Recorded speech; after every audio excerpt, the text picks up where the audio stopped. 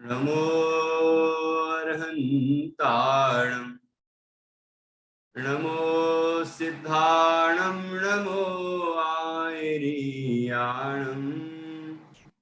नमो अध्यायाणं नमो लोये सव्यसाहुणम्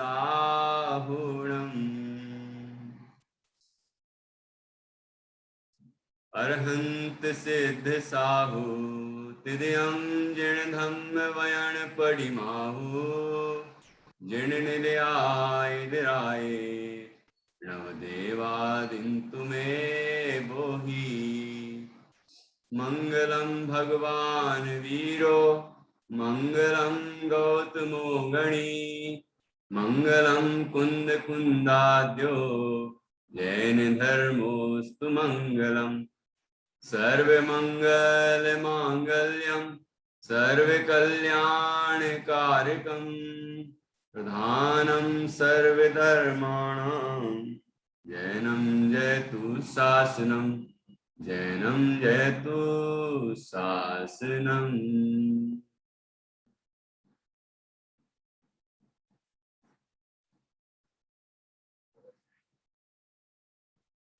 हम सभी जो श्लोक हैं उनका पाठ करेंगे और उसके बाद फिर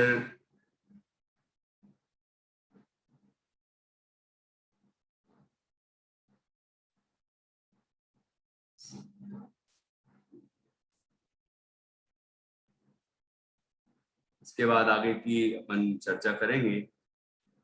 पीडीएफ तो दिख नहीं रही है।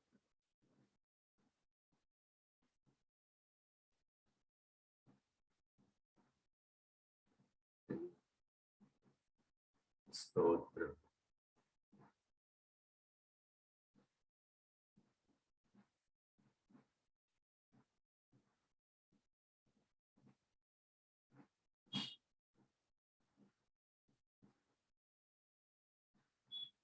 परमानंद स्तोत्र मैं यहाँ से निकाल रहा हूँ। हम सभी उसका 10 श्लोकों का पाठ करेंगे और उसके बाद अपनी चर्चा को हम आगे बढ़ाएंगे। हाँ जी, सभी अच्छे से पाठ करेंगे।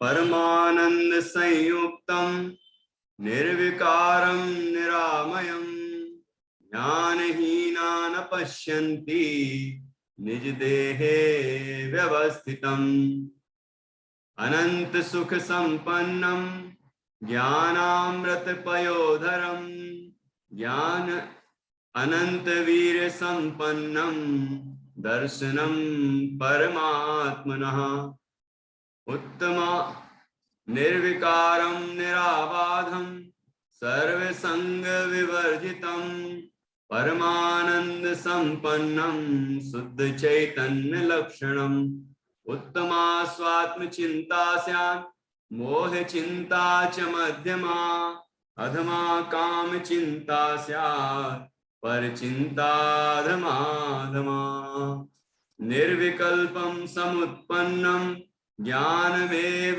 सुधारसं विवेक मंजुलिं कृत्वा तत्प्रवन्ति तपस्विना सदानंदमयं जीवं यो जानाति स पंडितः स सेविते निजात्मानं परमानंद कारणं नलिन्यां च यथा नीरं भिन्नं तिष्ठति सर्वदा अयमात्मा स्वभावेन देहे तिष्ठति निर्मला द्रव्य कर्म मलैर्मुक्तं भाव कर्म विवर्जितं नो कर्म रहितं विद्धि निश्चयेन चिदात्मनः आनंदं ब्रह्मणो रूपं निज देहे व्यवस्थितं ध्यानहीना न पश्यन्ति जात्यन्धैव भास्करम्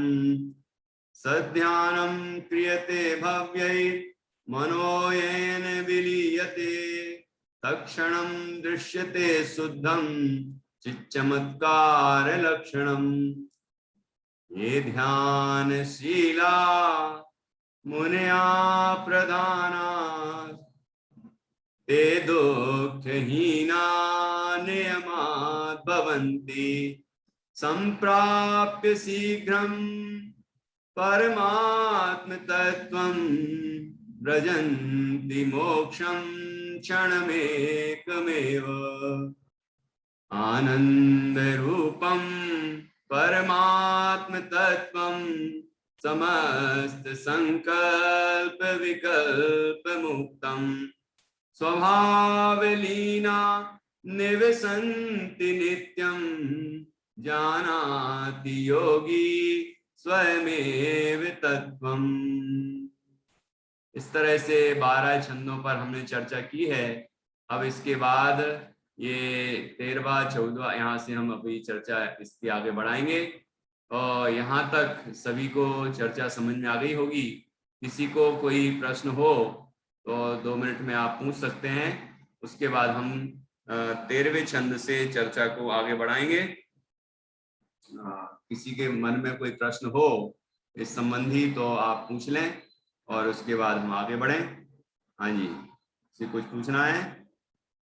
नहीं पूछना है तो कोई बात नहीं, आगे बढ़ते हैं। 13वां छंद, किसी को पूछना है तो हाथ का इशारा करें। हाँ ठीक है, तो मैं पूछ लूं फिर, क्योंकि सबको, किसी को नहीं पूछना मतलब सबको आता है, सबको आता है मतलब फिर मैं पूछ सकता हूँ।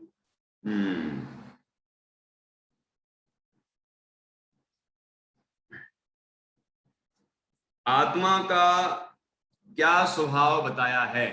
इतने सारे श्लोक हमने पढ़ लिए, 12 श्लोक, उनमें आत्मा का क्या स्वभाव बताया है? हाँ बताएं। आत्मा परमानंद से युक्त है। वो परमानंद है, मतलब परमानंद है, उसमें निर्विकल्प है, निर्बाधा है, बाधा भी नहीं है उसमें कोई, राग द्वेष से मुक्त है। ऐसे आत्मा का स्वरूप बताया है। बहुत अच्छा।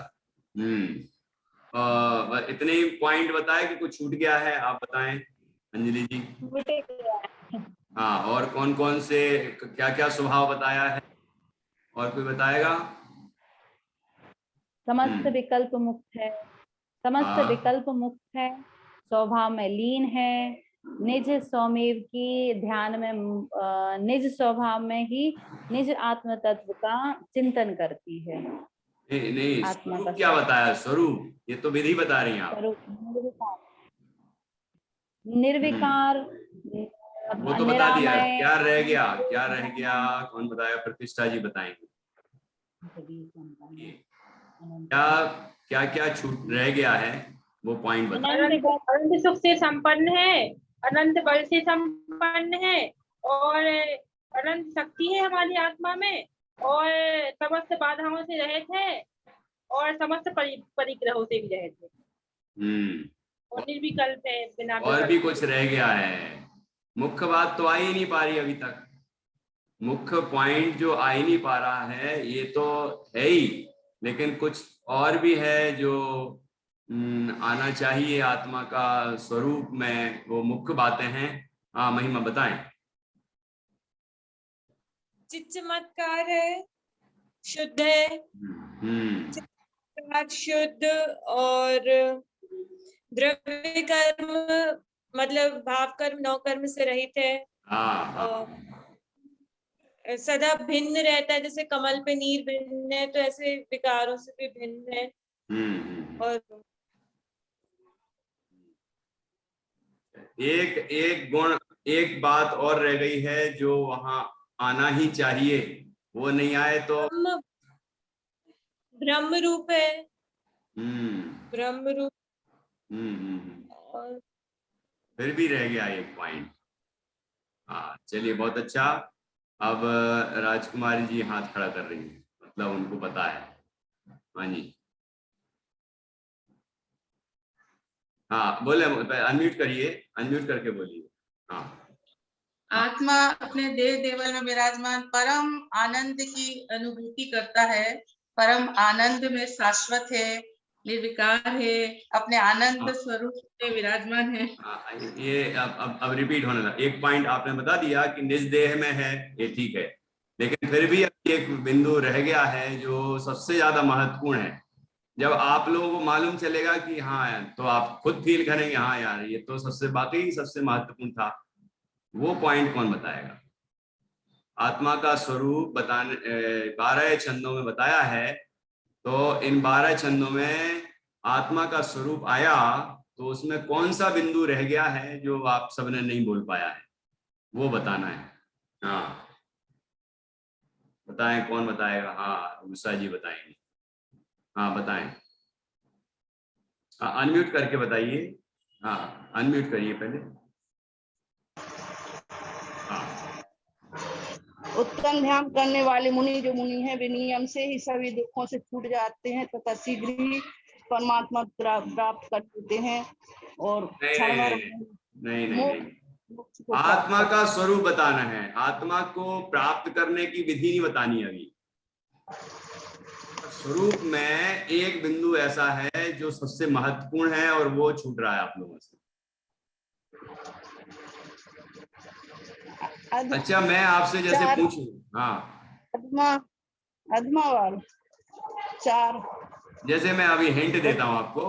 जैसे मान लीजिए मैं पूछूं कि नमक कैसा होता है, तो आप क्या कहेंगे? सात्विक कैसा होता है नमक? खारा। खारा होता है। और मिश्री कैसी होती है? मीठी होती है। ठीक है, तो ऐसा एक छूट रहा है जिसके बिना आत्मा की प्राप्ति हो ही नहीं सकती। वो कौन सा बिंदु रह गया है आपसे? बताओ, सोचो। नहीं आ रहा है?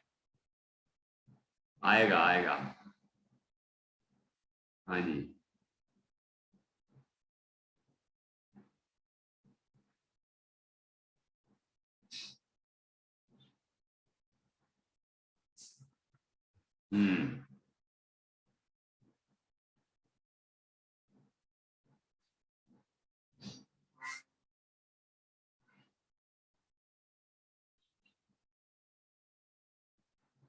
तो मैं ही बता दूं क्या?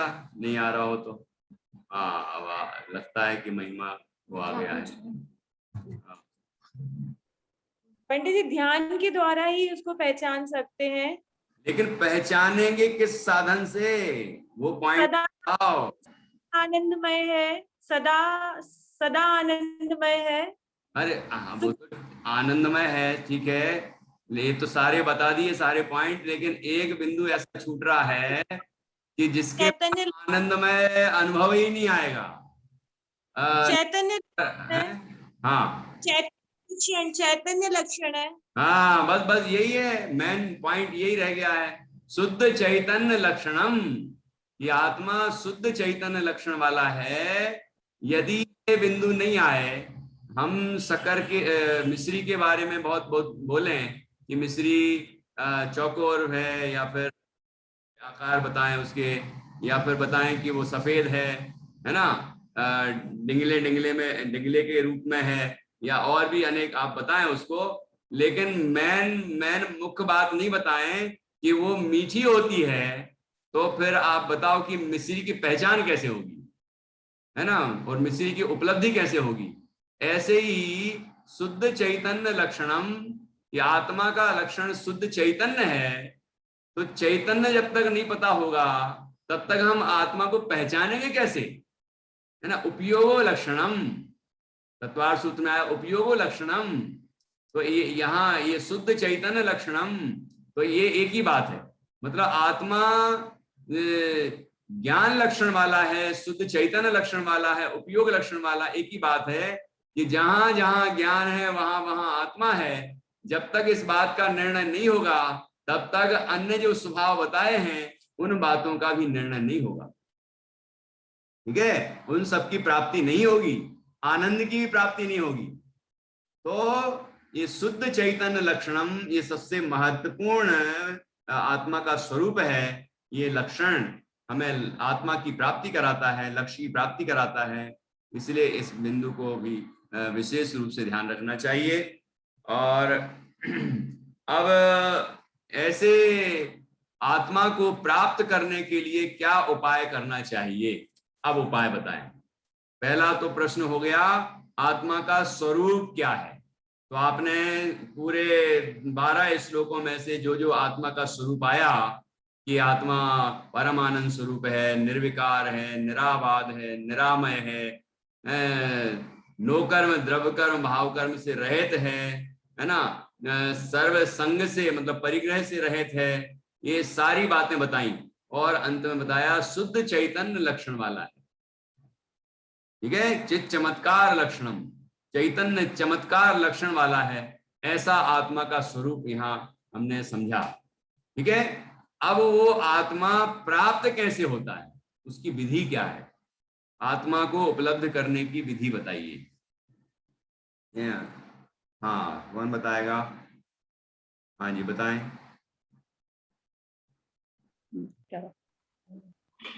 निर्विकल्प होकर, निर्विकार होकर ध्यान मतलब अपना ध्यान आत्मा में, आत्महित में करके जब हम स्वाचिंतन करेंगे तब हम आत्मा को प्राप्त करने के मार्ग पर जाएंगे। और उसी मार्ग पे आगे पहले हमारा मुनि अवस्था प्राप्त करेंगे, फिर अरहंत अवस्था प्राप्त करेंगे और ध्यान लगाकर सिद्ध अवस्था प्राप्त करेंगे। ठीक है। हाँ, और कुछ पॉइंट रह गया है, साथी की बताएंगी मंगला जी। हाँ, बस मैं भी यही बताना चाहती थी। अच्छा, ठीक है। ध्यान के द्वारा परमानंद स्वरूप में लीन होने से बिल्कुल बिल्कुल बिल्कुल बिल्कुल सही। तो जो आत्मा का स्वरूप बताया, ऐसे शुद्ध चैतन्य लक्षण वाले आत्मा में आत्मा का ध्यान करने से, उसमें ध्यान लगाने से, उपयोग को लगाने से हमें आत्मा की उपलब्धि होती है। ये सरल सा उत्तर है। ठीक है, और ये कैसे होता है कि विवेक मंजुलिम कृत्वा, तो इससे हमने समझा विवेक, स्व और पर का विवेक होने पर ही वो आत्मा उपलब्ध होगा। कि हमें ये विवेक मतलब ये समझ होना चाहिए कि मैं नहीं हूं और कौन हूं। तो मैं नोकर्म द्रव्यकर्म भावकर्म से रहित हूं, ये तो सारी बातें हमने समझ ली। निर्विकार हूं, ये समझ लिया, पर हूं कौन की चैतन्य लक्षण परमानंद स्वरूप तत्व हूं, ऐसी समझ पूर्वक पर से पर को पर जानता है और स्व को स्व जानता है। तो और ऐसा जानकर जब स्व में ही अपने उपयोग को लगाता है, उसको हम कहते हैं ध्यान। तो ऐसा ध्यान करता है आत्मा का, तो आत्मा की उपलब्धि होती है, आत्मा की अनुभूति प्रकट होती है, आनंद का वेदन होता है। और ऐसा होने पर क्या क्या होता है, फल बताइए। पहले हमने समझा आत्मा कैसा है, फिर हमने समझा आत्मा को प्राप्त करने का क्या उपाय है, तो ध्यान उपाय है ना। अब आत्म ध्यान के द्वारा जब आत्मा की उपलब्धि होगी, आत्मा की अनुभूति होगी, तो क्या क्या होगा, क्या क्या होगा, कौन बताएगा?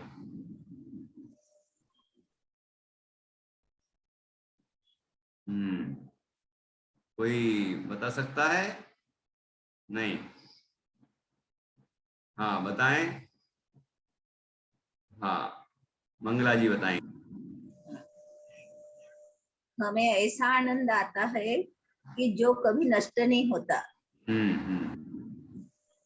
मतलब की प्राप्ति। तो पहली बात हो गई कि तत्काल आनंद प्रकट होता है। ठीक, एक बात हो गई। अब बताइए अब क्या आएगा, कौन सी अवस्थाएं आएंगी? हाँ, निर्विकल्प अवस्था आएगी।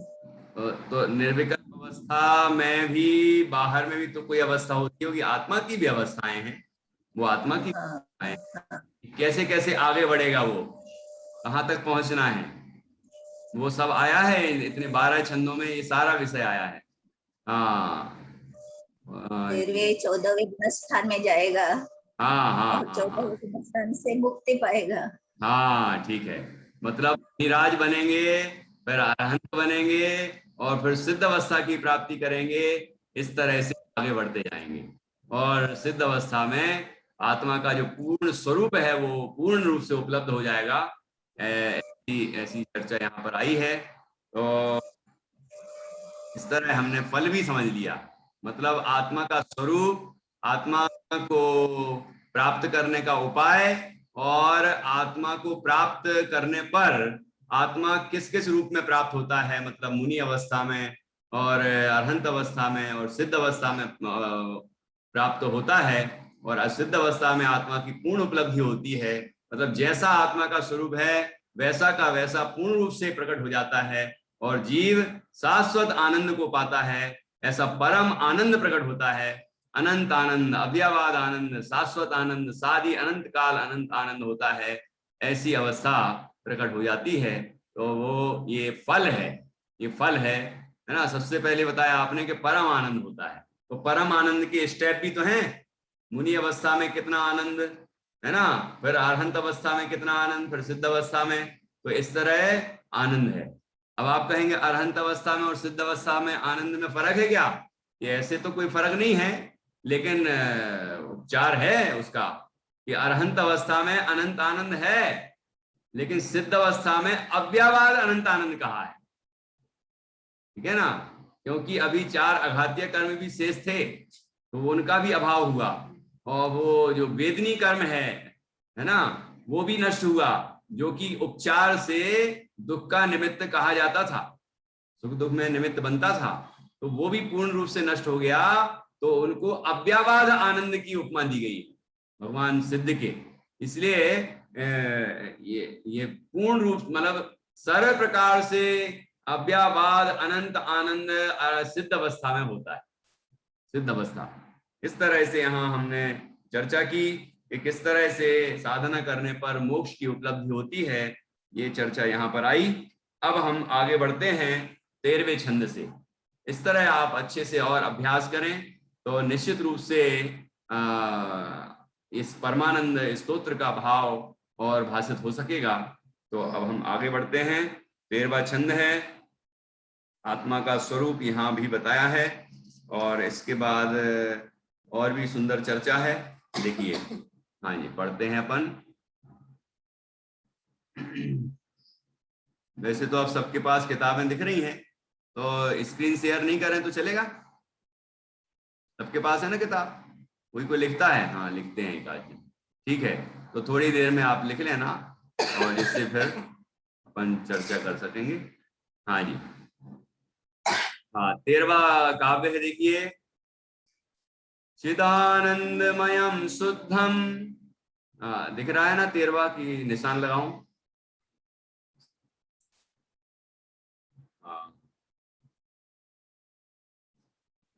ये देखिए 13वां है ना, यहां से चिदानंदमयम शुद्धम, बोलिए, चिदानंदमयम शुद्धम निराकारं निरामयं, निराकारं निरामयं, अनंत सुख संपन्नम, अनंत सुख संपन्नम, सर्वसंग विवर्जितम, सर्वसंग विवर्जितम।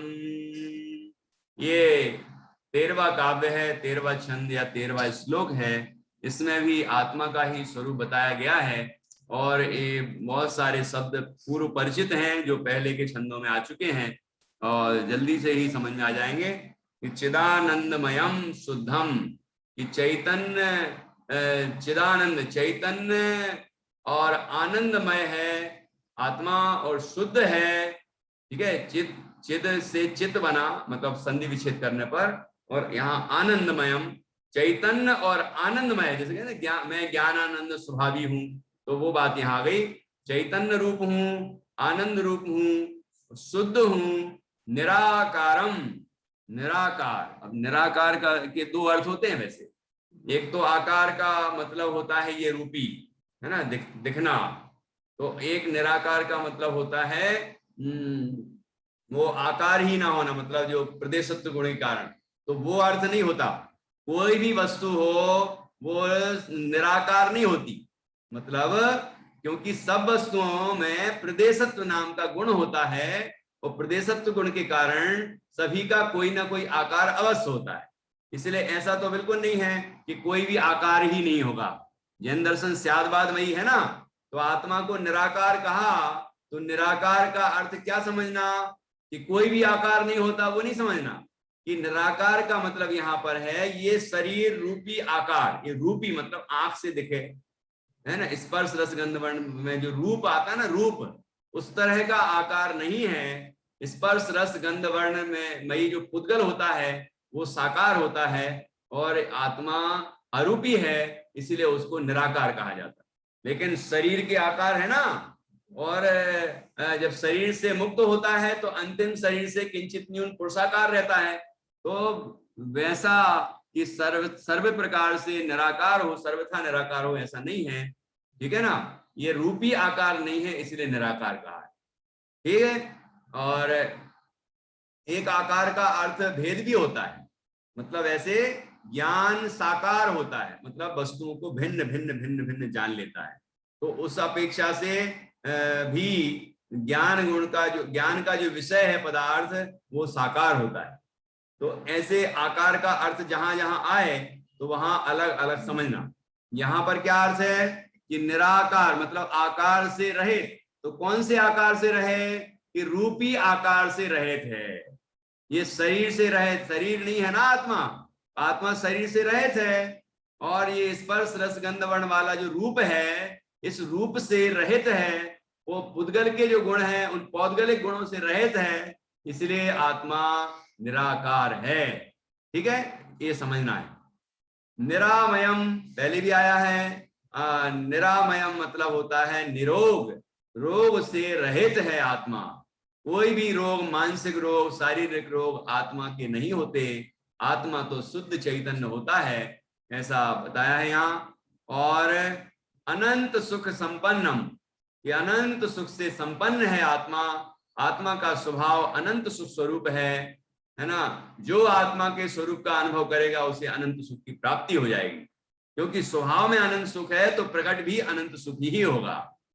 और सर्व संग विवर्जितम, सर्व संग, संग का मतलब बताया था परिग्रह, तो सर्व प्रकार के परिग्रह से रहित है आत्मा। कितने होते हैं परिग्रह? कितने होते हैं परिग्रह? बताओ जल्दी से, है? कौन बताएगा परिग्रह कितने होते हैं? हाँ जी, नित्या जी, नित्या की मम्मी बताएंगी। बताएं। परिग्रह भैया जी 24 होते हैं। बहुत अच्छा। परिग्रह 24 भेद त्याग करें मुनिराज जी, तृष्णा भाव अचेत घटती जान घटाइए। हाँ बिल्कुल। तो 24 परिग्रह के भेद, परिग्रह के 24 भेद हैं। उनमें से कुछ थोड़े बहुत बताएंगे क्या आप लोग? कितने अंतरंग होते हैं, कितने बहिरंग होते हैं, थोड़ा बताएं। हाँ, नाम तो सुना है भैया जी, याद नहीं आ रहा। कोई बात नहीं, अभी आ जाएगा। हाँ अभी आएगा यार, बहुत सरल है, कठिन नहीं है। वो बस एक बार सोचने की जरूरत है। एक बार बताया भी था मैंने, अंतरंग और बहिरंग परिग्रह बताए थे जब पिछली बार ये सर्वसंग विवर्जितम बताया था ना। हाँ राजकुमारी जी बताइए, नहीं तो हमारा शाश्वत बैठा है वो बताएगा जरूर। हाँ राजकुमारी जी अनम्यूट करिए। 10 परिग्रह अंतरंग है, जिसमें राग द्वेष मतलब कषाय वगैरह जो भी है अंतरंग परिग्रह में आती है। गड़बड़ हो गया। 10 बहिरंग होते हैं और 14 अंतरंग होते हैं। अच्छा। 10 बहिरंग 14 अंतरंग। अच्छा 14। तो 14 अंतरंग कौन से हैं और हैं? अंतरंग में राग द्वेष क्रोध मान माया कषाय। तो राग द्वेष भी नाम है क्या?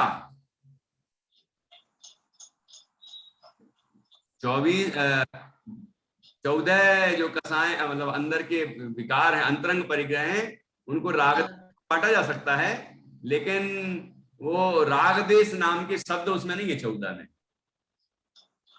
वो कौन से हैं फिर? चलो कोई बात नहीं, शाश्वत के पास चलते हैं। हाँ हमारे शाश्वत अभी शास्त्री कर रहे हैं। हाँ बताएं शाश्वत। हास्य रति अरति शोक भय जुगुप्सा स्त्रीवेद पुरुषवेद नपुंसकवेद ये तो हो गई 9 नो कसाएं। अब और कितनी बच गए? पुण्य पाप नहीं, और धन धान्य कुप्य।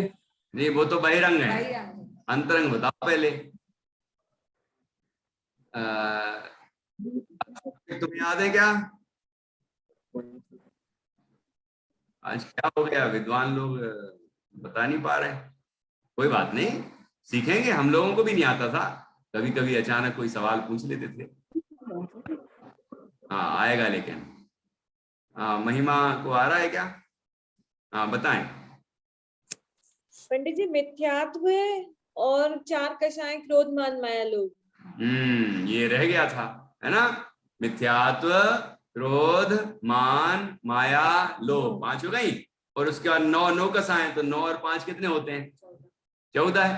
तो इस तरह से 14 होती हैं, 14 होते हैं अंतरंग परिग्रह। इसमें मिथ्यात्व तो पहला नंबर का परिग्रह है। यदि मिथ्यात्व तो दूर नहीं हुआ तो बाकी परिग्रह दूर भी हो गए, तो फिर बताओ क्या होगा? कि निष्परिग्रह वास्तव में हुए क्या? ये अंतरंग परिग्रह तो छूटा नहीं, पहले ही नहीं छूटा तो बाकी नहीं छूटेंगे। हाँ 10 बहिरंग छूट सकते हैं, लेकिन अंतरंग में पहला छूटेगा मिथ्यात्व, फिर क्रोध, मान, माया, लोभ आदि बाकी चीजें छूटेंगी। ठीक है? हाँ जी। अब 10 बहिरंग परिग्रह थोड़े बहुत बताओ ना कोई है? हाँ 10 बहिरंग कौन बता रहा था? शाश्वत बता रहा था, बताओ भाई। धन धान्य कुप्य वस्त्र, सोना चांदी वास्तु, और नौकर, और ठीक है, ठीक है। वाहन। और आपने सूत्र पढ़ा होगा ना, क्षेत्र वास्तु हिरण्य स्वर्ण धन धान्य दास दासी कुप्य भांड। हाँ कहीं आया है ये सूत्र? तत्वार्थ सूत्र में सूत्र है। हर साल पाठ तो करते ही होंगे ना सभी लोग, तो थोड़ा सा ध्यान रखें कि इसमें ये अंतरंग बहिरंग परिग्रह का सूत्र है ये। ठीक है? और चलिए, तो कुल मिला के ये वस्त्र से लेकर बाहर जितना दिख रहा है, जितना भी दिख रहा है, ये सब बहिरंग परिग्रह है। वो 10 प्रकार के परिग्रहों में सब आ गया। ठीक है? ये बहुत सरल है। तो ये 10 प्रकार के परिग्रह हो गए बहिरंग, इनसे तो जीव मुक्त हो सकता है, और बिना भेद विज्ञान के अंतरंग परिग्रहों से मुक्त नहीं हो सकता। तो जीव जब भेद विज्ञान करता है, शरीर से भिन्न आत्मा का अनुभव करता है, तब मिथ्यात्व दूर होता है। फिर क्रोध, मान, माया, लोभ और जो अन्य 9 नो कसाएं हैं सब दूर होते हुए क्रमशः उन स्थानों के क्रम में, और फिर जीव मोह मुक्त होता है, अरहंत अवस्था को प्राप्त करता है, तो और फिर सिद्ध अवस्था को प्राप्त करता है। तो इस तरह से अंतरंग परिग्रह और बहिरंग परिग्रह दोनों तरह के परिग्रह होते हैं। अब यहाँ क्या बताना है? आत्मा स्वभाव से ही परिग्रह से रहित ही है। आत्मा के स्वभाव में परिग्रह नहीं है, ना बहिरंग परिग्रह है ना अंतरंग परिग्रह है। स्वभाव में नहीं है ये कोई भी, है ना? जितने प्रकार के परिग्रह गिनाए हैं, ये स्वभाव ही नहीं आत्मा का, ये तो विभाव है। अंतरंग परिग्रह आत्मा जो सर्व ओर से पर भावों को ओढ़े हुए है, ग्रहण किए हुए है, मिथ्यात्व आदि जो भाव हैं, तो वो परिग्रह है अंतरंग। और जो नग्न उत्पन्न हुआ था, जन्म धारण किया था, लेकिन यह इसने जो जो कुछ ग्रहण किया बाहर में, वो सब बहिरंग परिग्रह हैं। उन सब आत्मा उन सब से भी रहे थे। ठीक है? तो बहिरंग और अंतरंग सर्व परिग्रहों से आत्मा रहित है, ये स्वभाव है आत्मा का। जब जीव अपने स्वभाव को पहचान लेता है, तो इन बहिरंग और अंतरंग सब परिग्रहों से मुक्त हो जाता है, ये पर्याय में भी मुक्त हो जाता है, और जीव भगवान बन जाता है। ये बात यहाँ समझने की है। तो इस तरह से यहाँ लिखा सर्व संग विवर्जितम। ठीक है? अब मैं यहाँ जो लिखा हुआ है उसको भी पढ़ता हूँ। हाँ एक और छंद पढ़ लेते हैं, फिर उसमें दोनों का संयुक्त अर्थ है। हाँ जी, तो बहुत सरल है, शब्द सारे आ चुके हैं पहले। फिर से पढ़ लीजिए। चिदानंदमयम शुद्धम निराकारम निरामयम अनंत सुख संपन्नम सर्व संग विवर्जितम सर्व संग विवर्जितम। ठीक है, ये इस तरह से हमने ये 13वां काव्य पूर्ण किया। अब आगे बढ़ते हैं 14वां काव्य। हाँ, ये नीचे है, देखिए 14वां। लोक मात्र प्रमाणोयम, ये जो अवग्रह चिन्ह दिखा ना या के पहले, वो अवग्रह चिन्ह है, वो कुछ नहीं बोला जाता। वहां आ साइलेंट है, संधि हुई है, तो आ का प्रतीक है, वो बताया जाता है कि यहाँ आ साइलेंट है ना, मतलब संधि हुई है। लोक मात्र प्रमाणोयम प्रमाणोयम लोक मात्र प्रमाणोयम निश्चये नहि संशया निश्चये नहि संशया व्यवहारे व्यवहारे तनुमात्र कथिता परमेश्वरै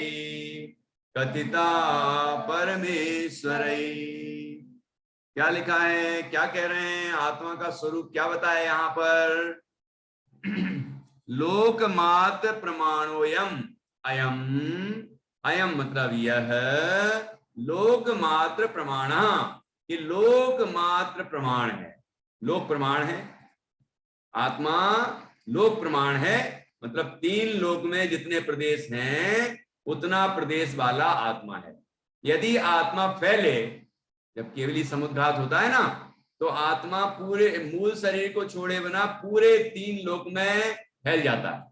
तो 3 लोक के प्रदेश में एक प्रदेश लोक आकाश का और एक वहीं आत्मा का प्रदेश, ऐसे पूरे 3 लोक में फैल जाता है।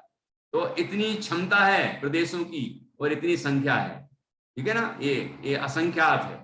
तो इस तरह लोक मात्र प्रमाणोयम, कि आत्मा लोक मात्र प्रमाण है, लोक प्रमाण मात्र है, ऐसा भी कह सकते हैं। तो इस तरह असंख्यात प्रदेशी है। कितने असंख्यात प्रदेश हैं आत्मा के, कि लोक प्रमाण, जितने 3 लोक में प्रदेश हैं उतने आत्मा के प्रदेश हैं। ये हम गणना कर रहे हैं प्रदेशों की, ठीक है। अब निश्चय नहीं संशया, कि ये निश्चय से बात कही है, इसमें कोई संशय की बात नहीं है कि आत्मा लोक प्रमाण असंख्यात प्रदेशी है। ये बात निशंक होकर हमें समझना चाहिए, इसमें कोई संशय की गुंजाइश नहीं है कि अरे ऐसा कैसे हो सकता है, वो चींटी में जितना आत्मा है वो भी असंख्यात प्रदेशी है। चींटी तो छोड़ो, बहुत बड़ी दिखती है चींटी, तो उससे भी छोटे होते हैं जी। ये जो जमीकंद होते हैं, आलू आदि जितने भी जमीकंद हैं, इनमें अनंत जीव होते हैं। और कितनी जगह में, कि एक सुई आपने चुभोई उसमें, उस सुई की नोक पर जो जगह है, इतनी सी नोक, उतनी नोक बराबर जगह में कितने जीव हैं आपको पता है? कि इतने जीव हैं कि उतने जीव 3 काल के सिद्ध भी नहीं है। मतलब 3 काल के सिद्ध का मतलब है अनंतों सिद्ध हो चुके, अक्षय अनंत अभी भी हो रहे हैं, 6 महीने 8 समय में 608 सिद्ध, और अनंत काल आगे भी होते रहेंगे, ठीक है। तो कितनी अक्षय अनंत सिद्ध राशि है 3 काल की, तो उनसे भी अनंत गुणे जीव उतनी सी जगह में हैं। तो आप सोचिए पूरे आलू में कितने होंगे, पूरे जमीकंद में जितने होते हैं उनमें कितने होंगे, तो इतने सारे जीव होते हैं। अब आप बताओ कि उतनी सी जगह में अनंत जीव हैं और एक जीव असंख्यात प्रदेशी है, तो देखिए कितना छोटा हो गया वो। लेकिन फिर भी इतना संकोच होने पर भी प्रदेशों का, आत्मा के प्रदेशों का, वह असंख्यात प्रदेश ही घेरता है। आत्मा के लोक के असंख्यात प्रदेश, छोटी सी जगह में भी असंख्यात प्रदेश है, ठीक है ना। और पूरा 3 लोक भी असंख्यात प्रदेशी है, तो असंख्यात में भी असंख्यात है ना। तो इस तरह से असंख्यात प्रदेशी है आत्मा। वो यदि वो निगोदिया जीव जो है वो उसके अंदर भी प्रदेश कितने हैं कि 3 लोक में जितने प्रदेश हैं उतने प्रदेश उसके हैं, सभी जीवों के उतने प्रदेश हैं। यह बात बिल्कुल पक्की है, सच्ची है, और इसमें कोई संशय की गुंजाइश नहीं है। और अब व्यवहार से ही बता देते हैं। व्यवहारे तनु मात्र कथिता परमेश्वरै।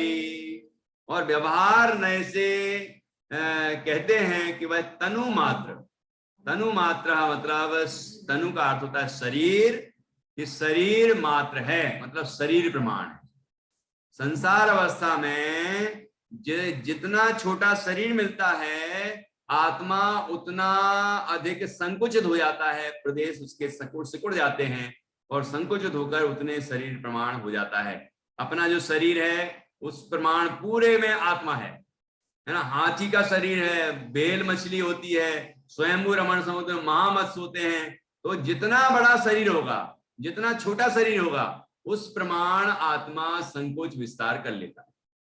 ठीक है, तो ये व्यवहार से बताया कि व्यवहार नए से देखा जाए तो आत्मा शरीर प्रमाण है। ठीक है, व्यवहारे तनु मात्र कथिता परमेश्वरै। क्यों संशय की गुंजाइश नहीं है, क्यों संदेह नहीं करना इस बात में कि कथिता परमेश्वरै, परमेश्वर ही कथिता, क्योंकि ये परमेश्वर ने कहा है, भगवान जिनेंद्र ने कहा है ना। कोई राह चलते व्यक्ति की बात नहीं है, ये वीतरागी और सर्वज्ञ का कथन है और यह पूर्णतया सत्य है। ये बात यहाँ बताई। एक बार हम फिर से पढ़ लेते हैं। लोकमात्र प्रमाणोयम निश्चये नहीं संशया व्यवहारे तनु मात्र कथिता परमेश्वरै। ठीक है, और क्या समझ में तो आया होगा ना। अब ये 2 चीजें यहाँ पर बताई। एक तो कहा कि आत्मा व्यवहार में से शरीर प्रमाण, उसको अपन थोड़ा और समझते हैं एक उदाहरण से। जैसे होती ना रबड़ देखी ना आपने, तो रबड़ को यदि अपन खींचते हैं तो कितनी लंबी हो जाती है, देखी, और फिर छोड़ दो तो जो कि छोटी सी हो जाती है। तो रबड़ में ये संकोच और विस्तार हो रहा है ना, संकोच विस्तार हो रहा है कि नहीं हो रहा है। गुब्बारा देखा हो, गुब्बारा, फुग्गा, गुब्बारा, बलून, तो बलून इतना सा है, इतना सा बलून है। ठीक, अब वो उसको फुलाते हैं तो इतना बड़ा हो जाता है, फिर फुलाना बंद करो, उसकी हवा निकल जाए तो इतना सा हो जाता है। देखा है कि नहीं देखा, ये संकोच और विस्तार हो रहा है। ठीक है, ऐसे और भी चीजें अपन, जैसे साड़ी है, आपकी साड़ी, तो ऐसी फैला दो तो फैल जाती है, फिर घड़ी करके रख दो तो इतनी सी जगह में घड़ी में आ जाती है।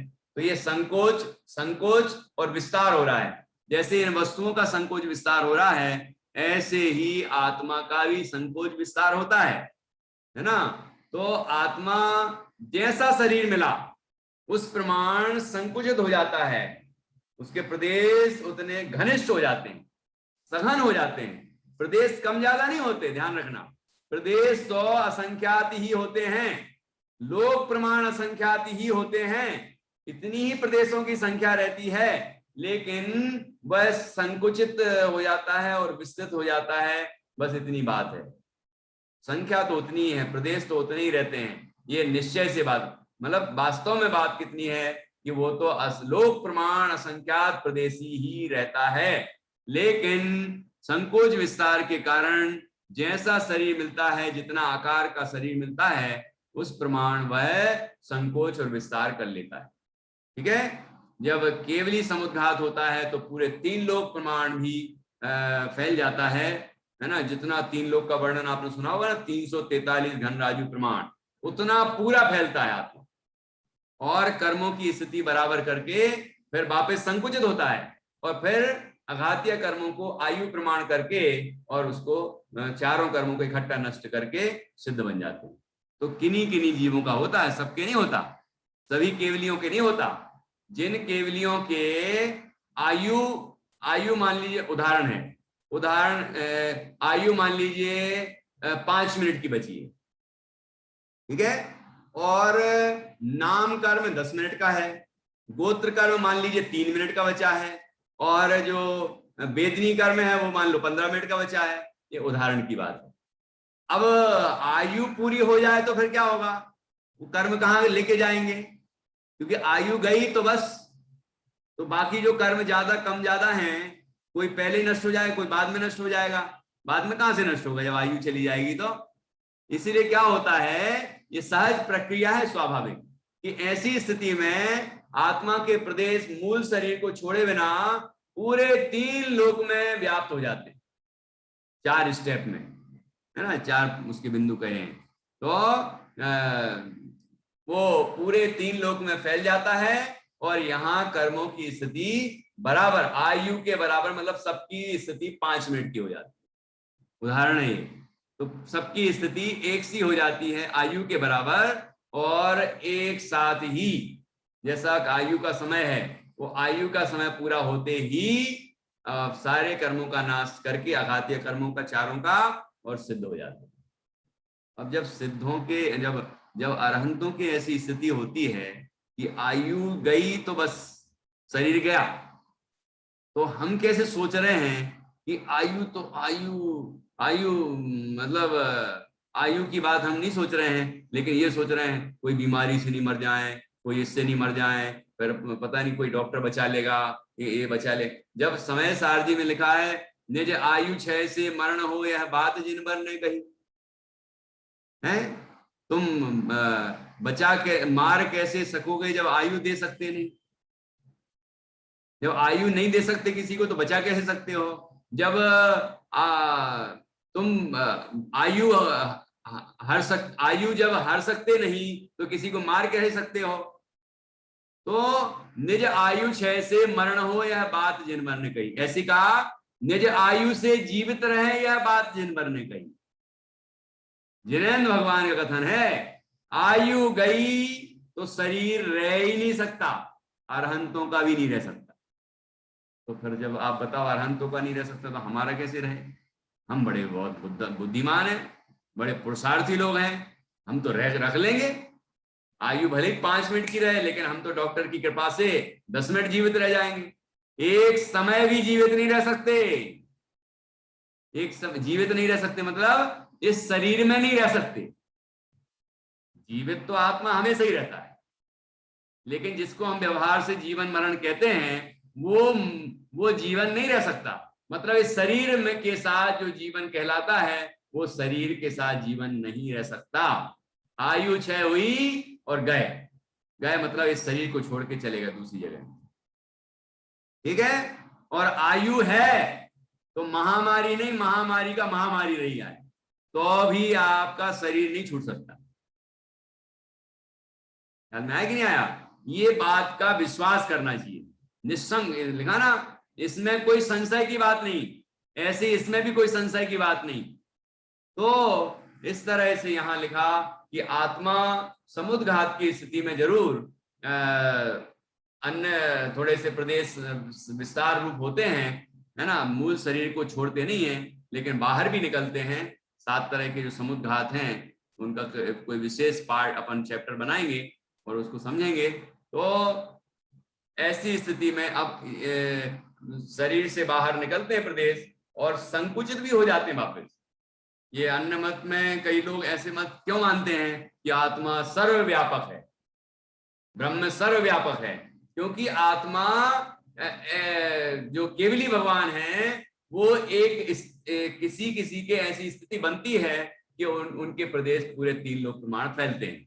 तो वो ऐसा मानने लग जाते हैं कि वो 3 लोक में व्याप्त रहता है, लेकिन ये नहीं समझते कि उसके बाद संकुचित भी तो होता है, मूल शरीर प्रमाण रह जाता है, और मूल शरीर प्रमाण रह के फिर चारों अघातीय कर्मों का एक साथ क्षय करके और फिर मोक्ष जाते हैं। तो उतनी बात, पूरी बात पता नहीं, एक बात पकड़ ली और बैठ गए, ये एक मत बन गया। ये ऐसे कई मत बन जाते हैं, ठीक है। तो अलग अलग तरह से मानते हैं अनेक लोग। कोई कहता है कि मन की जितनी जगह है ना उतनी जगह में ही आत्मा रहता है, पूरे शरीर में नहीं रहता। वो वैज्ञानिक तो और ही अलग मानते हैं, वो तो कहेंगे आत्मा, पहले तो आत्मा ही नहीं मानते थे, अब आत्मा तो मानते हैं लेकिन कुछ अलग ही टाइप से मानते हैं, उनकी मान्यता अलग ही है। और आजकल लोग उसी बात को पढ़ते हैं, उसी बात को मानते हैं, है ना। उनको समझ में नहीं आती कि दूसरी बात कोई है। तो जैन शासन में भगवान जिनेंद्र ने, जो वीतरागी हैं और सर्वज्ञ हैं, उनने हमें जो बात बताई है उसमें संशय नहीं करना है। वो बात बिल्कुल सत्य है। उनका कोई स्वार्थ है क्या? भगवान का कोई स्वार्थ है कि हमें मानने वाले होना चाहिए? ऋषभ देव सोचते होंगे कि मुझे मानने वाले होना चाहिए। अब ऋषभ देव का शासन काल पूर्ण हो गया। अब किसका शासन काल चल रहा है? अभी भगवान महावीर का शासन चल रहा है। तो क्या ये बात उनको नहीं मालूम थी कि मेरा शासन कब तक चलने वाला है? तो उनको शासन थोड़ी चलाना है। जो उनने देखा, जो उनने अपने केवल ज्ञान से जाना, उस बात को उनने अपनी दिव्य ध्वनि द्वारा प्रतिपादित किया। ठीक है ना। और साथ में वीतरागता भी थी। केवल ज्ञान होने के पहले वीतरागता भी थी। मतलब उनको किसी तरह का राग द्वेष नहीं कि इसको कुछ बता दें, उसको कुछ बता दें, कभी कुछ बता दें, कभी कुछ बता दें, ऐसा कुछ नहीं। जैसा है वैसा का वैसा ही उनने प्रतिपादित किया। ये उनके मतलब कथन की ये प्रामाणिकता है। ठीक है ना। तो इसलिए हमें ऐसे वीतरागी सर्वज्ञ परमात्मा के कथनों पर पूर्ण विश्वास रखना चाहिए। हम उसको समझें हम उसको, लेकिन ऐसा ना सोचें कि अरे ऐसा कैसे हो सकता है। ऐसे उसकी गहराई में जाएं और समझने की कोशिश करें, जरूर समझ में आएगा। ठीक है। और उन्हीं सर्वज्ञ भगवान की परंपरा से, भगवान महावीर की परंपरा से आचार्यों के द्वारा, ये विद्वानों के द्वारा, ज्ञानियों के द्वारा ये तत्वज्ञान, उनका बताया हुआ तत्वज्ञान हमारे पास तक आया है। तो हम सबको उसको अच्छी तरह से समझना चाहिए और समझ के अब जो उपाय बताया है दुख से मुक्त होने का, सुखी होने का, उस बात को हमें प्रयोग में लाना चाहिए। तो ही हम सुखी हो पाएंगे। ये बात पक्की है ना। नहीं तो आज देखो कैसी दुनिया कितनी दुखी हो रही है, कितनी तकलीफ में है ना। लेकिन हम लोग यदि इस बात को समझते हैं, जैन शासन को समझते हैं, तो हम दुखी नहीं हो सकते। हम दुख से मुक्त होने का उपाय जरूर कर लेंगे। ठीक है ना। तो यहाँ पर जो बात बताई है कि कहते हैं इसमें कोई संशय की बात नहीं है कि आत्मा निश्चय से देखा जाए तो लोक प्रमाण असंख्यात प्रदेशी है, और व्यवहार से देखा जाए तो शरीर प्रमाण। और सिद्ध भगवान वो भी जो व्यवहार ही तो है वो कि अंतिम शरीर से किंचित न्यून पुरुषाकार है। ठीक है। तो ये उनका आकार होता है। अब और प्रदेशों की संख्या कितनी है? चाहे निगोदिया हो, चाहे सिद्ध भगवान हो, चाहे हम लोग हो, चाहे कोई भी हो, सब जीवों के प्रदेशों की संख्या पूरे 3 लोक प्रमाण असंख्यात प्रदेशी है। अब वो संकुचित है या विस्तृत है, वो व्यवहार है, लेकिन प्रदेशों की संख्या तो उतनी की उतनी है। ख्याल में आया कि नहीं आया? इस तरह से यहाँ हमें समझना चाहिए। अब इन दोनों का अर्थ भी यहाँ से भी पढ़ता हूं मैं, ये जो पुस्तक में लिखा हुआ है, तो अपन मिलान कर लेते हैं कि जो हमने समझा है वो ठीक है कि नहीं। हाँ जी, और रिवीजन भी हो जाएगा। श्री सर्वज्ञ देव ने परमात्मा का स्वरूप चिदानंदमय शुद्ध रूप रस आदि आकार से रहे अनेक प्रकार के रोगों से सर्वथा शून्य अनंत सुख विशिष्ट व सर्व परिग्रह रहित बताया है। निश्चय नय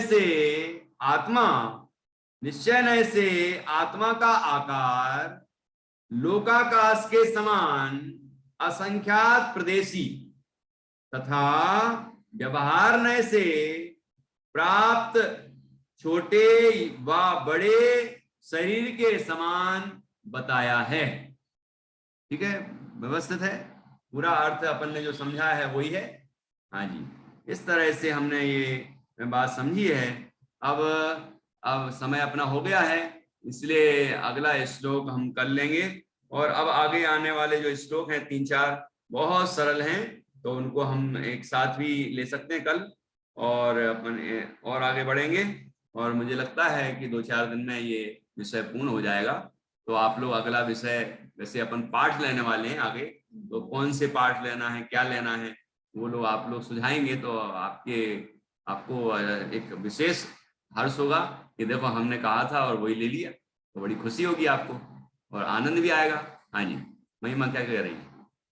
पंडित जी, जैसे कि आपने बताया केवली समुद्घात होता है, तो जैसे कोई सामान्य जीव है तो उनके भी ऐसे कर्मों की स्थिति अलग अलग हो सकती है? सिर्फ केवली के ही ऐसे हो, मतलब जिनको केवल ज्ञान हो जाता है उनकी आयु कर्म अलग, उनकी अलग ऐसी स्थिति सिर्फ उनकी बनती है या किसी की भी बन सकती है? ये अपने तो कर्मों की स्थिति आगे पीछे हो तो क्या फर्क पड़ता है, क्योंकि मान लीजिए हमारा आयु 6 हो गया, अब के 8 कर्म बाकी हैं, तो 8 कर्म लेके अगली कोई गति में पहुंच गए तो कोई समस्या ही नहीं है, वहां भुगतेंगे। लेकिन उनके तो खत्म होने ना सारे कर्म, है ना, 4 आघातीय कर्म जो हैं उनके पूरे समाप्त होने हैं, इसलिए उनको ये जरूरी है कि आयु जितनी है उस प्रमाण अन्य कर्मों की स्थिति हो जाए और आयु के साथ अन्य कर्मों का भी क्षय हो जाए, क्षय होके निष्कर्म अवस्था, सिद्ध अवस्था को प्राप्त कर लें। इसलिए वहां ये होना जरूरी है, यहाँ तो कोई दिक्कत ही नहीं है। 8 के 8 बचे हैं, बचे ही रहते हैं, 8 के 8 ही तो हैं, है ना, तो 8 कर्म लेके अगली गति में पहुंच जाते हैं। तेजस और कार्बन शरीर का अनादि से संबंध कहा है, तो इसीलिए तो कहा है कि हमारे 8 कर्म हमारे साथ साथ चलते रहते हैं, है ना, और अगली गति में पहुंच जाते हैं, ऐसा है। तो इस तरह से समझना है। अब 1-2 विचार है मेरे मन में, तो मैं आपको बता देता हूँ। एक तो बता दिया कि अगला पाठ कौन सा लेना है।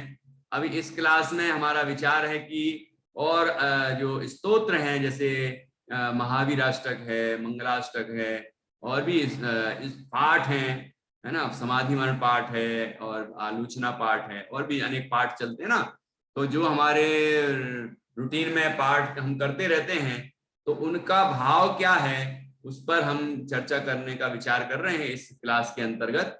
और एक अभी सोमवार से छोटे बच्चों की जो क्लास है शिशु वर्ग की, वो 9:30 से 10:30 वाली क्लास, उसको हम शाम को 4 बजे से 5 बजे तक में शिफ्ट कर रहे हैं, क्योंकि सुबह बच्चों के स्कूल शुरू हो रहे हैं सोमवार से। कुछ के तो अभी शुरू हो गए, इसलिए संख्या थोड़ी थोड़ी कम हो रही है, लेकिन सोमवार से उस क्लास को हम 4 से 5 कर देंगे, तो वो जिन को आना होगा वो वापस आ जाएंगे, है ना। तो जिससे स्कूल का बहाना नहीं रहेगा, बाकी किसी को नहीं आना है तो अब क्या करेंगे, है ना। वो तो एक खुला आमंत्रण है, सब आए और लाभ लें, ठीक है ना, सीखें। और बच्चे सीख रहे हैं, आप लोग भी देख रहे हैं कार्यक्रम में जो आते हैं वो देख रहे हैं कि बच्चे किस तरह सीख रहे हैं और उनको कितना फायदा हो रहा है। ये कंटिन्यू क्लास का फायदा है। आप 8 दिन का शिविर लगाएं, लोग 8 दिन के शिविर में लाखों रुपए खर्च करते हैं, है ना, लेकिन उपलब्धि उतनी नहीं होती जितनी ये कंटिन्यू क्लास से होती। जब कंटिन्यू उनके, जैसे मिट्टी है, मिट्टी के ऊपर कंटिन्यू पानी गिरेगा ना तो गीली हो जाती है, गीली होती रहती है। और जैसे आपने पानी डालना बंद किया तो पत्थर जैसी फिर से कठोर हो जाएगी।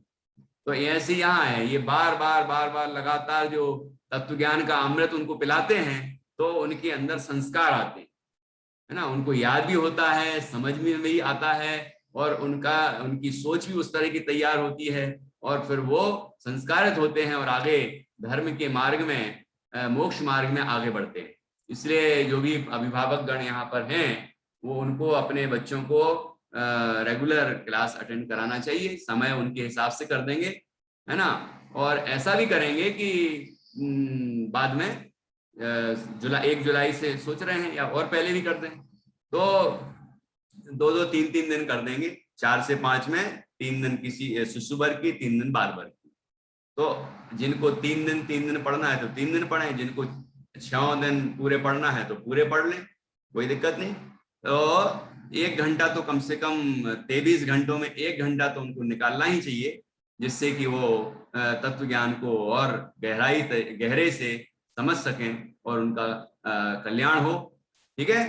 दूसरा, अब वो जो 9:30 की क्लास का समय खाली हो जाएगा, तो मैं विचार कर रहा हूं आप लोगों का जैसा रिएक्शन आएगा तो उसमें हम एक कोई दूसरा विषय आपके हिसाब का, पेरेंट्स और लोगों से भी कहेंगे हम पेरेंट्स से, तो उनके लिए कोई विषय हम सोच रहे हैं। जैसे सोचा है कि भक्तामर स्तोत्र 9:30 वाली क्लास में उसको भले 9 कर देंगे, 9 से 10 कर देंगे, क्योंकि आपके भोजन आदि का बनाने का समय होता है। तो आप सुझाव भेजना मुझे, तो फिर उस तरह से हम कल तक भेजना पड़ेगा सुझाव, है ना, अभी इसके बाद ही भेज देना। तो कल सुबह भी फिर से हम पूछेंगे लोगों से, उसके बाद हम ग्रुप में डालेंगे, क्योंकि सोमवार से फिर क्लास करनी भी है। हाँ जी, राजकुमारी जी कुछ कह रही है।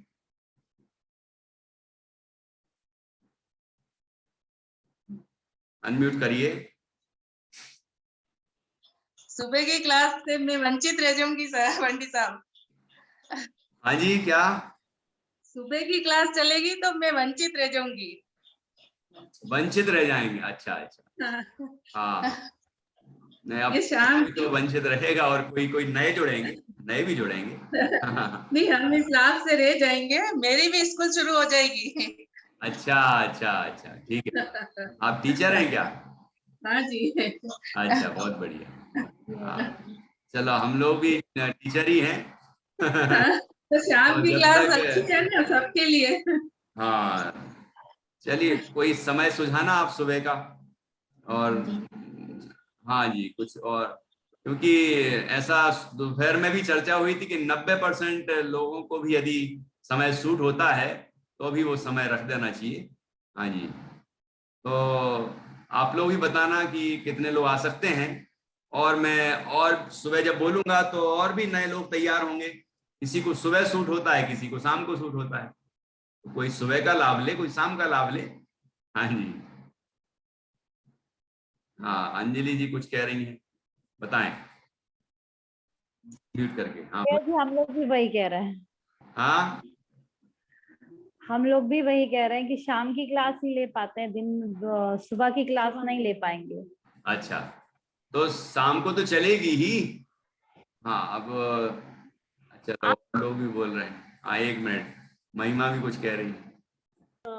पंडित जी अभी पुणे में रहते तो सुबह भी कर लेते क्लास, लेकिन अभी सागर जा रहे हैं तो सुबह की मुश्किल होती है। अच्छा, ठीक है ठीक है, तो सागर वाले सुन लो, महिमा आने वाली है अभी। हाँ, सागर। अभय जी भाई साहब है ना, कर्रापुर वाले, उनकी बेटी है ये। अब मुझे पहले नहीं जानकारी थी, इसलिए मैं महिमा जी कहता था। तो महिमा ये तो हम लोग मतलब बहुत परिचित हैं, और मुझे याद आया, फिर कुंडलपुर गए थे, बहुत साल पहले की बात है, और सब याद आया। तो अच्छा लगा, बहुत खुशी हुई कि आप लोग बहुत परिचित भी हैं और अच्छे आराधक हैं। तो देखते हैं, चलिए आप लोग सुझाव भेजना, फिर करेंगे। हाँ, और कोई कुछ कह रहा है क्या? चलो ठीक है, तो कल देखते हैं, कल और देखेंगे कितने पेरेंट्स तैयार होते हैं, तो फिर करेंगे, नहीं तो कोई बात नहीं। एक रूटीन बना है मेरा, तो मैं सोचता हूँ कि अपना रूटीन क्यों खराब करें। देखते हैं, चलिए अब हम जिनवाणी स्तुति करेंगे और आज की चर्चा को यहाँ पूर्ण करेंगे। हाँ जी।